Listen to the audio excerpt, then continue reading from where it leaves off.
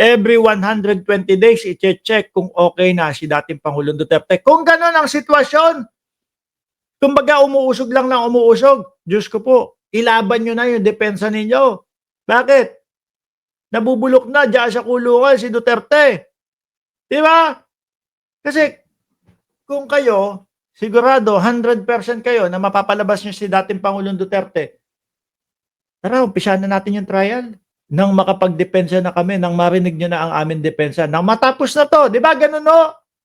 Pero kung ang idadahilan nyo, hindi pwedeng mag-trial kasi nakakalimot na si dating Pangulong Duterte, tapos ang gagawin ng ICC, okay, sige, i-check ulit namin, 120 days. Umuusog lang ng umuusog nang walang nangyayari. Kayo din ang nagpapatagal sa pagstay dyan ni dating Pangulong Duterte. Oh. Grabe na po ang Sabi ni Elena Garcia, 4 na espesyalista ang susuri kay Duterte kung totoo ba ang demensya o pretending only. O yan, baka mahuli pa kayo dyan. Lalo kayong paghihigpitan. delay dito sa process na ito, attorney, no, and probably taking its toll on dating Pangulong Rodrigo Duterte. Kayo po ba sa tingin po ninyo ay baka mas okay na lang na just get on with it na lang? Total, si dating Pangulo sabi niya, talaga namang haharapin niya ito eh. Oh! Di ba kasi ang ginagawa ho nila, mga boss chipamo, sir, hindi sila rumerekta na idepensa ang dating Pangulong Duterte. Parang ganun lang din ho yung sa impeachment. Hindi nila rinerekta yung depensahan ang vice-presidente. Alam niyo po kung bakit na-archive lang o natingga yung impeachment. Dinali lang po nila sa teknikalidad. Ganun din po ang ginagawa nila kay dating Pangulong Duterte. So, tingin ko, pagkakaintindi ko, Eseng Mariano, Chris Angel, may kasiguran, Chay Cherry, ay wala silang depensa. Di ba? Dahil hindi nila mailabas yung depensa. Well, ang aking concern po dyan, napakatagal po talaga na paglilitis dito sa ICC. Umaabot po yan ng 10 taon.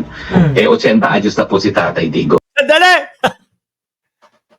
Diyos ko po. Ta-80 na si Duterte. 80 na si Duterte.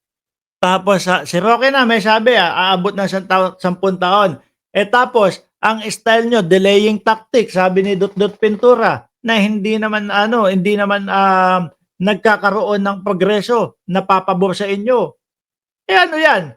Baka umabot pa ng 12 years, 13 years, 15 years yan. Di ba? Ganun lang mangyayari dyan. Yung delaying tactics ninyo, pinapahaba nyo lang, pinapatagal. Rektahin nyo na. Total naman, siya na mismo may sabi na haharapin ko ito. Magkalabasan na ng ebidensya at kayo naman didepensa. Pag nanalo yung depensa ninyo, dilaya agad dyan. So realistically, alam naman natin ang law of nature, no?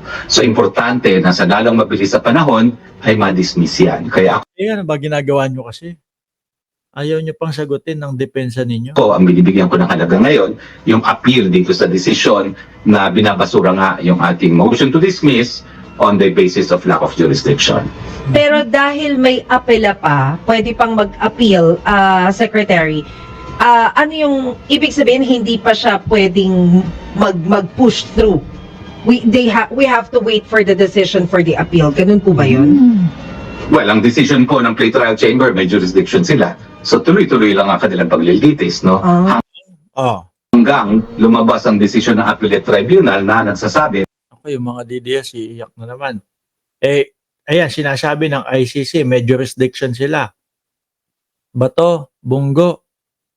Psst, uy! Kayong dalawa, ihanda nyo na yung karton nyo. Na wala ng jurisdiction. Ibig sabihin, kayo din, mapupunta din doon. At po pwede nang ma-dismiss ang kaso.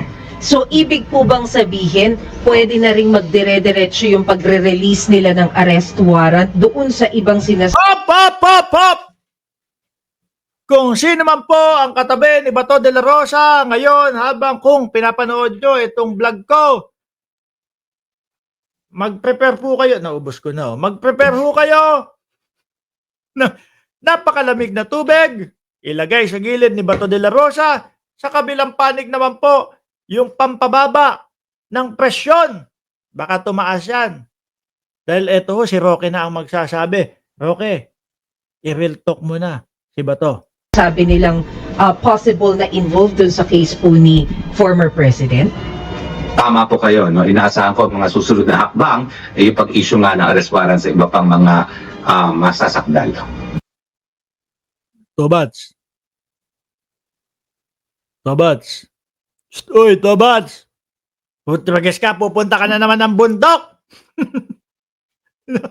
baka sa mga susunod na mga araw ho, mga boss chief sir, ay baka absent si Bato sa Senado. O kaya, baka magkulong na si Bato doon sa loob ng Senado. Kasi nga, di ba, ang sabi ni Chis Escudero ay tutulungan natin si Bato de la Rosa sa abot ng legal na kapamaraanan. Ayan, o, di ba? Kaya lang, naku, parang si Chis Escudero nga din, no? Hindi ko na masyadong naririnig, mga bossing.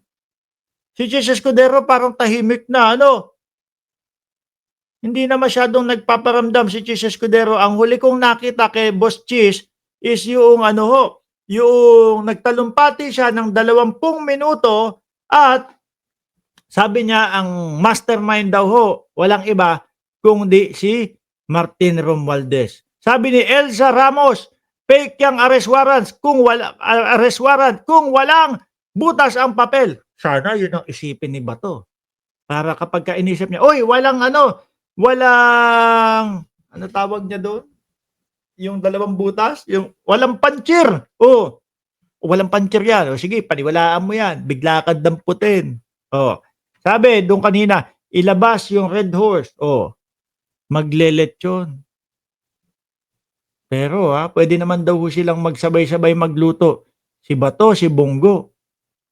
Sabay-sabay magluto ng kanilang kakainin, si dating Pangulong Duterte at si Bongo. Oh, sabi ni Ma'am Tuwilyer Wilfred, pruweba muna kay Kong Martin. Totoo naman ho yan sinasabi ninyo eh. Di ba? Kung wala silang ipapakitang pruweba, wag nating pag-usapan. Ganun lang po yan. Pag nagpakita na po sila ng pruweba, pag nagpakita na sila ng ebidensya, saka tayo mag-usap-usap, mga bossing. Di ba? Kung wala, chismis yan. Sabi ni Sir Chris Angel, sana ipaserox na lang ni Binoy yung standee ni Digong para tipid. Uy, hindi naman pwede.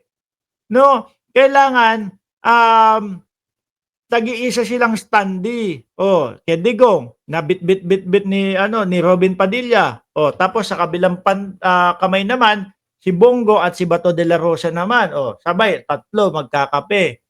Di ba? Iisa-isahin na kayo, tago na kayo. Kung masabihin niyan kay Bato, baka sundin ka.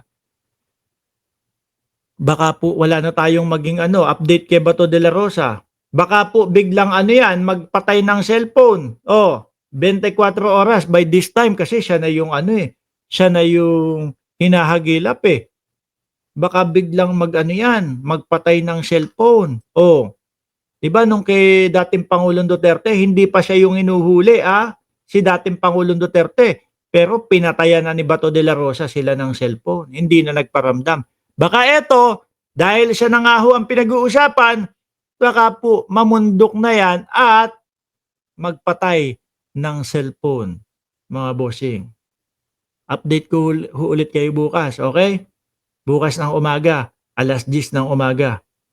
Dito pa din po sa Mark Ramos Channel. At kayong 680 viewers, mamaya magsama-sama tayo doon sa Birahan PH. Nasaan ba yan? O eto, 6,000 na tayo dyan, mga boss chief sir, ang bilis. Siguro may mga mga 14 days na yata itong tumatakbo. Ayan, 6,000 subscribers na ho, mga kababayan. Kaya wag kayong magpahuli, paki-like, paki-subscribe yung Birahan PH. Kasama po natin dyan si Mayor Vico, mga bossing. Oh,